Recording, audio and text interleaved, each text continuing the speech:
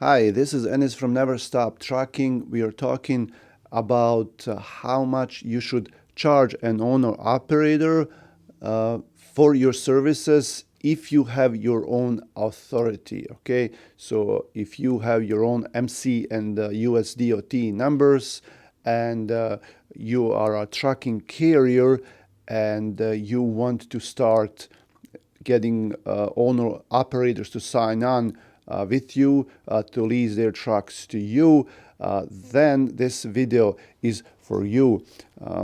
There are a lot of different ways to charge an owner operator, and I've seen a few options around. I want to talk strictly about percentage in this video. I do know that there are some carriers who would pay per mile to their owner operators. This is mostly larger carriers, but most of them will take some kind of percentage from their gross amount. So let's say that an owner operator makes I don't know, like 7,000 a week, because right now the times are not that great. So let's just say $7,000 a week, and they would take a portion of that to charge for their services, because carriers will provide you with way to insure your truck, for liability and cargo. They give you fuel cards, they look for loads for you, provide the safety records, everything is on them, and they carry a risk of not being paid by the broker or by the customers, but they still have to pay you. So and then also there is permits included. There is New York State highway tax, Kentucky, you have New Mexico, Oregon. Some of these states will require different permits as well. Okay, so in this case, a carrier handles all that for you as an owner operator, and I've seen charges from anywhere from 10% to like 30% from the gross amount. So let's say that you make 7,000 a week, then the carrier will charge you 700 if they charge 10%. If they charge more, like 20%, they will charge you $1,400 for that. It all depends on what's included in the service. So let's start from the lowest charge that I've seen, and that's 10%. Okay, if a carrier is charging you 10%, that means that they are not providing you with anything else except for the things that I just mentioned. Some companies will give you a trailer, and they will give you IRP plates, and that will all be included in this. But then at the other side, they will charge you higher percentage. Okay, so if you're being charged 10%, that means you're probably, if you're renting a trailer from them, they're going to charge you extra for that. If you are getting the plates from them, they will charge you extra. Also, keep in mind that most trucking companies, they have factoring services, and these factoring services can charge them anywhere from like 1 to 3%. So at the end, if a factory company charges them 3%, then they're only getting 7% from you at the end. They charge you 10%, but they still have to pay the factoring company 3% of the gross amount. So they are at the end only making 7% from you. Just keep that in mind, okay, if they have a factoring company.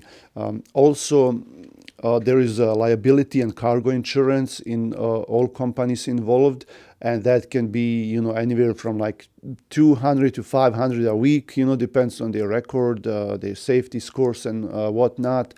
But most likely they will charge you for that on top of this 10%. Okay, so you will be charged for that. So if we go higher, like 12%, 15, 20, 25, that means that these fees for the insurance, for the trailer rental, for the plates will be included in that percentage. So some owner operators like it that way because they're only being charged if they're working, you know. So let's say that owner operator is being charged 10%, but then they have to pay each week, you know, for trailer, for insurance, for plates, no matter if they work or not. So if the owner operator does not work, they still owe you that money. Like if they don't work for 2-3 weeks, then you know they still owe you all those fees.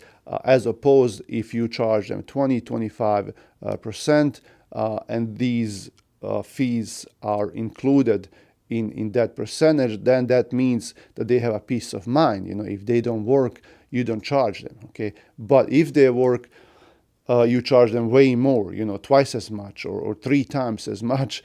So at the end, it comes out to same. Okay, me myself, I like to charge less as far as the percentage goes, but have these insurance and trailer fees each week separately. Okay, because you know they are on my insurance and I pay for their trucks, and I also charge them for their trucks each week.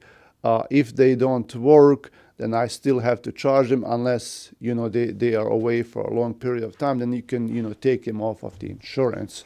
Okay, so that's the way I do.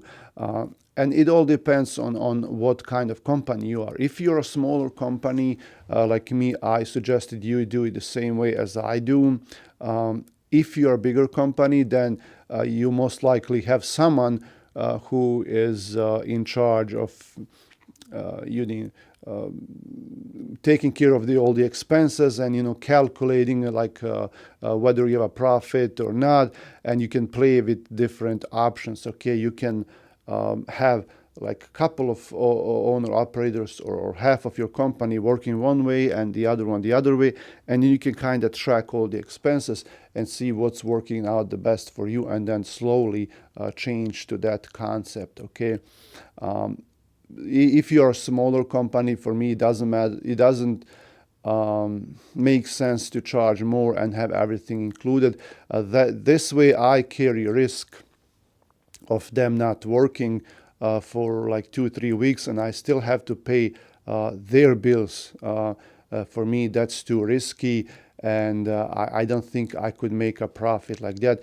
For me, this is fair. You know, I charge them less. It sounds more attractive to owner operators to charge them less, but at the end, you know, they pay for their own you know, trailer, for their own insurance, because that's what they need. That's for them, you know, for their truck. So if they don't work, I don't see why I should be paying that for them. Okay. So this is shortly it.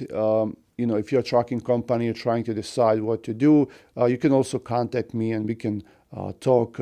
Email me. The email is in description of this video. Again, my name is Enis. Subscribe to the channel. Like the video. I'll see you around.